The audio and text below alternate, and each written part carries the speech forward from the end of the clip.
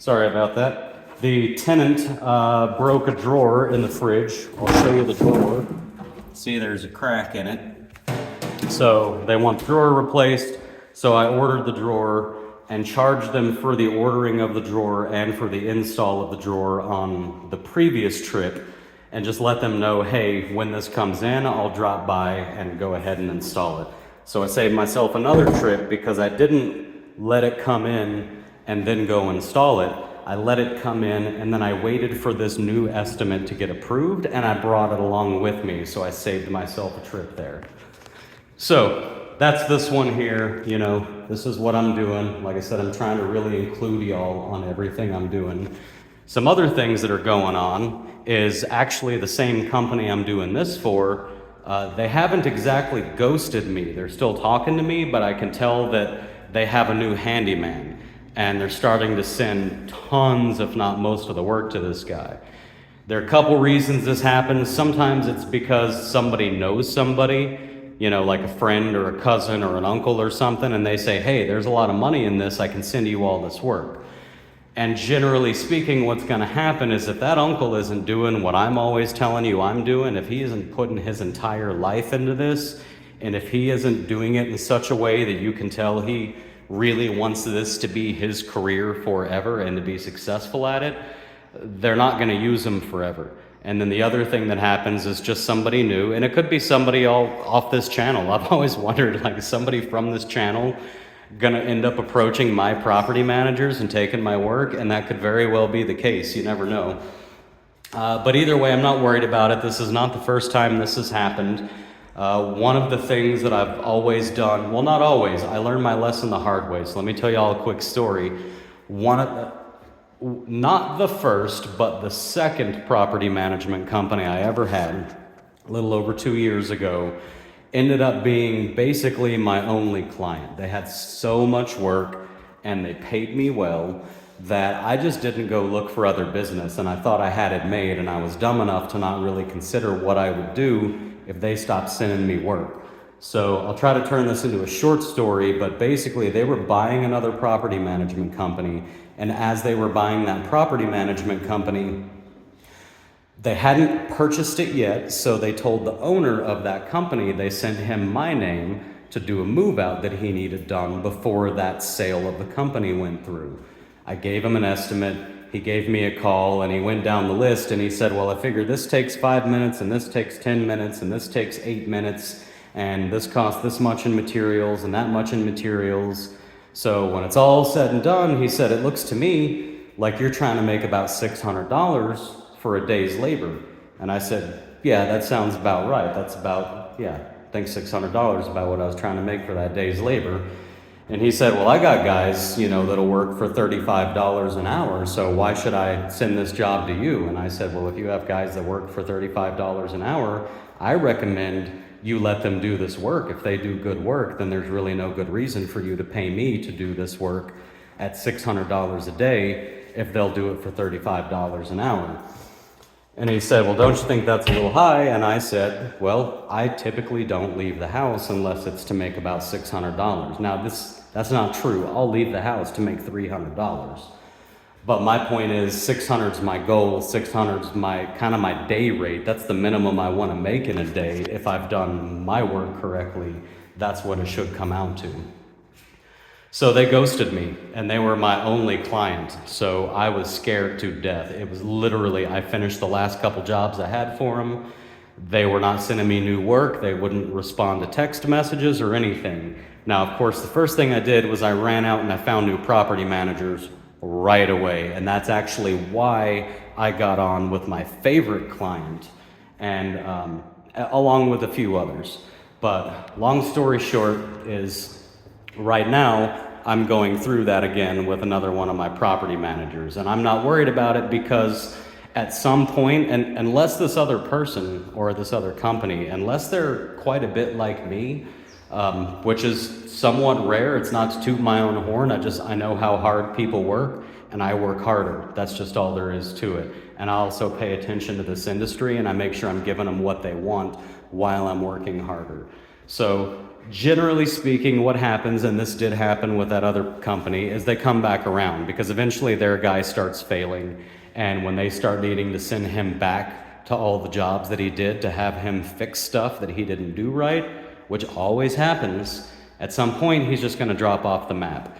So there's going to be a day where suddenly I start getting 3 or 4 jobs a day from this company again. But in the meantime, what I'm doing is I'm going to take advantage of the situation that I'm in, and I'm going to use this extra time. Number one, I am going to find more property managers, but I got to wait till Monday to do that. So on Monday, I'm going to be going and looking for new property managers, knowing that in the future, this company is also going to come back, which is going to make me too busy. So in the interim, I'm going to be looking for new handymen to have ready to go when this company comes back. But I don't want y'all to worry about that when that happens. I want you to diversify, have a few property managers, so you have some folks to fall back on when this does happen to you, and then also to not freak out. And don't go lower your prices and stuff just to convince them to come back, because then you're going to be their employee. You're going to be the guy that they tell you what to do, or else they'll take the work away. So I'm not emotional about it. I'm not going to take it personally. They're a business. The people who are making the decisions there aren't making good ones. They're trying to chase a slightly cheaper handyman rather than going with the most reliable one. But as I said, this has happened before many times. I notice it as soon as it starts happening, because the first thing that you notice is all the easy jobs go away and you're only getting the complex jobs. That lets you know that there's a new guy, because they're not going to send complex jobs to new guys. And then the second thing you notice is when the complex jobs start going away.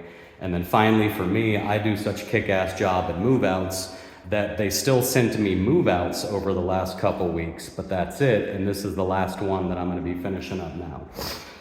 So that's going on. You need to be prepared for it. It will happen to you someday. If it doesn't happen to you someday, then that means you haven't diversified and you've just been lucky so far. So that's going on. I did get a new computer, so y'all are gonna notice a difference in the quality of my videos. My old one, as you could tell just from the quality of the videos, it was 12 years old. So now I've got a brand new computer, and I'm gonna take advantage of all this extra time with having lost all this work to start really digging into my YouTube content, because now I have the time to start getting y'all a whole lot more information. And that's partly why I'm doing this Diary of a Handyman, or Handyman journals, or whatever it's going to be, is because this is my opportunity now to slow down and take more time for the YouTube side of things and the social media in general. And finally, great news, great news. For those of y'all who have been watching me constantly, something I know you're aware of is that I've been hoping and waiting for some sort of sponsor, or to just grow big enough that like the YouTube AdSense sales pay me enough money to justify taking time off of work to put into video creation. Because most of the time I'm trying to keep property managers happy.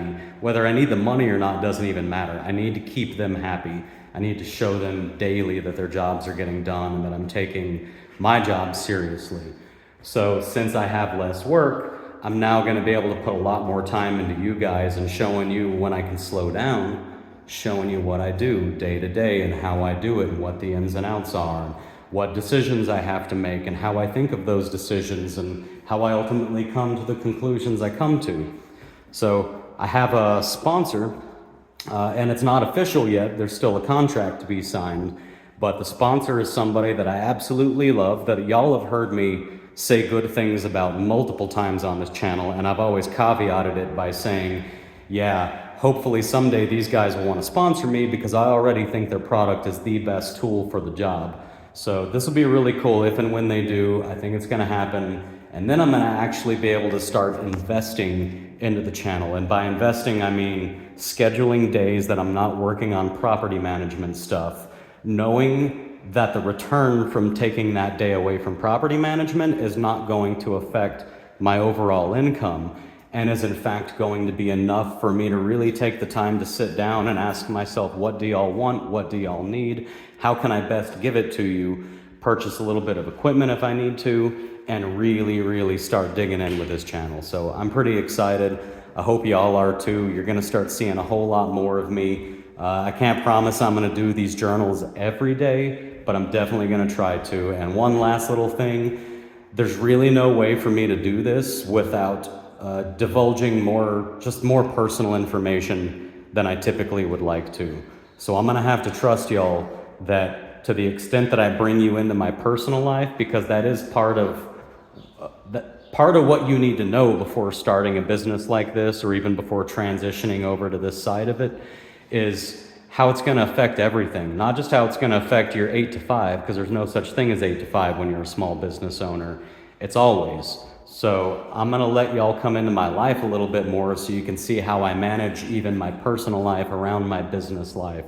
So please don't make me regret it. Please be respectful, because I am going to bring you in a little bit. But I'm super excited because I think these daily journals are really going to make it easy for y'all to see how this whole industry is working and what your day-to-day experience of it is going to be. And you can watch me as I stumble into problems, find new problems, have issues that need to be resolved, and you can come with me as I get them resolved and move forward.